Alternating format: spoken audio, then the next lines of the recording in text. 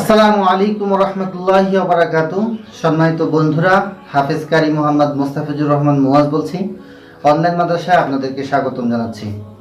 তো বন্ধুরা, আজকে আমরা সালাতুল হাজত সম্পর্কে বিস্তারিতভাবে জেনে নেব।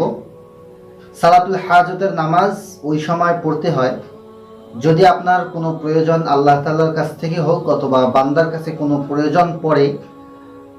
বিশেষ প্রয়োজনের মুহূর্তে সালাতুল হাজতের নামাজ পড়তে হয়, অথবা আপনি কোনো একটা বিশেষ কাজে যাচ্ছেন যেন কাজটা সফল হয়, অথবা কোনো একটা জিনিসের প্রয়োজন আপনার, এই প্রয়োজন পুরো করার জন্য আমরা যে নামাজটা পড়ে থাকি এটাকেই বলা হয় সালাতুল হাজত, মানে হাজতের নামাজ, প্রয়োজনের নামাজ।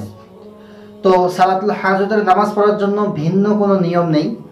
যেমনইভাবে আমরা নফল নামাজ পড়ে থাকি, ঠিক নফল নামাজের মতোই সালাতুল হাজত আমরা 2 রাকাত নামাজ পড়বো। সালাতুল হাজতের নামাজ 2 রাকাত। তবে যখন আমরা নামাজটা পড়বো, উত্তমভাবে উজু করব এবং সুন্দরভাবে 2 রাকাত নফল নামাজ পড়ব। নামাজ পড়ার পরে আল্লাহ তাআলার কিছু প্রশংসা করব, তারপরে আল্লাহ রাসূল সাল্লাল্লাহু আলাইহি ওয়াসাল্লামের উপর দরুদ প্রেরণ করব এবং সেই প্রয়োজন যাতে পুরো হয়, সেই প্রয়োজন যাতে মিটে যায়, এজন্য আল্লাহ তাআলার কাছে খুব ভালোভাবে রোনাজারি করব এবং দোয়া করব।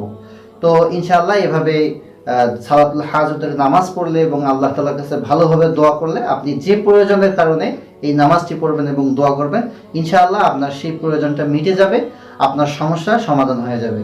তো বন্ধুরা, এই ছিল সালাতুল হাজত সম্পর্কে আলোচনা।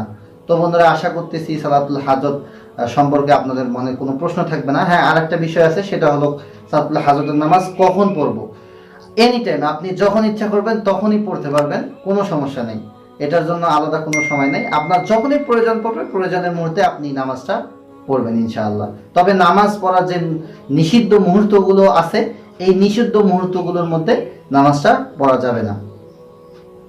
তো আজকের ভিডিও এই পর্যন্তই ছিল।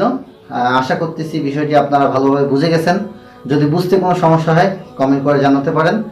আর অবশ্যই ভিডিওটি শেয়ার করে অন্যদেরকে জানিয়ে দিবেন, সবাই যাতে সালাতুল হাজত সম্পর্কে জানতে পারে এবং সালাতুল হাজতের নামাজ পড়তে পারে। এজন্য ভিডিওটি শেয়ার করবেন। আর আপনার জীবনের নানাবিধ সমস্যার ইসলামিক সমাধান পেতে আমাদের চ্যানেলটি সাবস্ক্রাইব করবেন এবং পাশের বেল বাটনে ক্লিক করবেন। ইনশাআল্লাহ আপনাদের সাথে সামনে ভবিষ্যতে ভালো কিছু নিয়ে দেখা হবে। ততক্ষণ পর্যন্ত ভালো থাকবেন, সুস্থ থাকবেন। আজকের মতো বিদায় নিচ্ছি। আল্লাহ হাফেজ।